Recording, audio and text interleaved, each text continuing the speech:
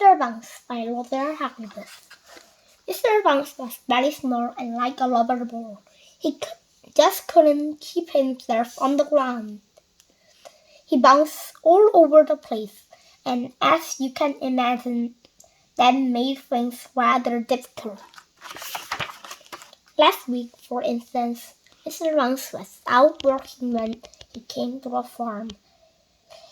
He climbed over the farm gate, and you guess what happened next, can you?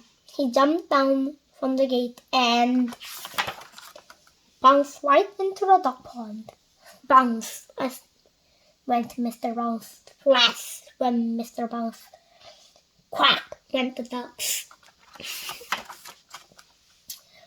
The other morning, for instance, Mr. Bounce was in bed. He woke up and jumped out of bed, and you can guess what happened next, can't you?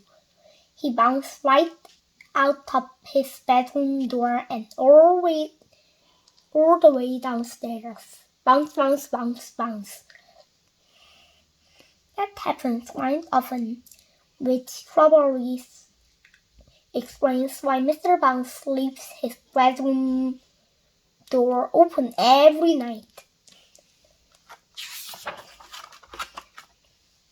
After he picked up himself, Mr. Bounce went inside his house and sat down to think. Bounce! Mr. Bounce bounced off the chair and banged his head on the ceiling. Bang! Went Mr. Bounce's head on the ceiling. Ouch! Said Mr. Bounce. It is ridiculous. Mr. Bounce thought to himself, rubbing his head. I must do something to stop all this bouncing about. He thought and thought. I know, he thought. I'll go and see the doctor. So after breakfast, Mr. Bounce set off to the nearest town to see the doctor. He was passing a tennis court and he tripped over a pebble. Bounce! He bounced. And he bounced right onto the court where two children were playing tennis. And you can guess what happened next, can you? The children couldn't resist. Then Mr. Bounce wasn't a tennis ball and started hitting him with their tennis rackets backward and forwards over the net. Bounce! Bounce! Ow! Bounce! Ouch! Poor Mr. Bounce. Eventually, one of the children hit Mr. Bounce so hard he bounced right up the tennis court. Mr. Bounce bounced off the road towards the town. Oh dear, he said, feeling very sorry for himself. I've been bounced black and blue.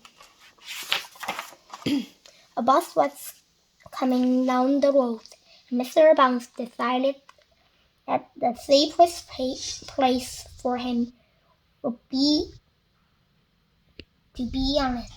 He got on and sat down, still feeling more than a little sorry for himself. The bus drove into town. The bus stopped right outside the doctor's. Mr. Bounce stepped on the bus, and you can guess what happened next, can you?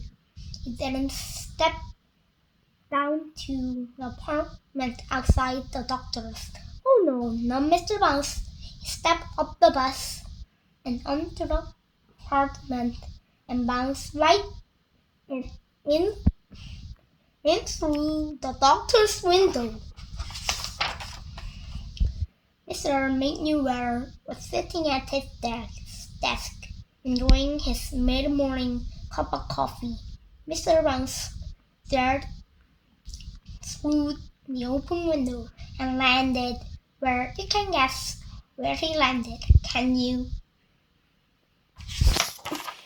That's right, splash went the coffee. Ouch! Screamed Mr. Bounce. The coffee was rather hot. Good heavens! Exclaimed Dr. Maguire.